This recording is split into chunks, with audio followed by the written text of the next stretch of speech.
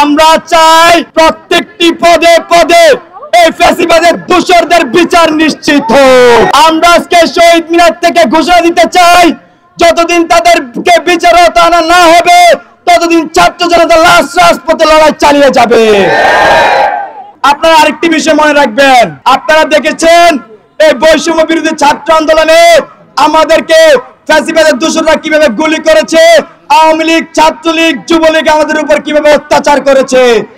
আপনারা সারা দেশে তাদেরকে চিহ্নিত করে আজকে থেকে মামলা দেওয়া শুরু করুন। আগামীকাল সারাদিন খুনি সন্ত্রাসীদেরকে মামলা দিন। আগামীকাল সারাদিন সন্ত্রাসীদের মামলা দিন। আগামীকাল সারাদিন সন্ত্রাসীদের মামলা দিন। খুনিদের মামলা দিন। আগামীকাল সারাদিন আমাদের মামলার সুষ্ঠু তদন্ত নিশ্চিত করতেই হবে।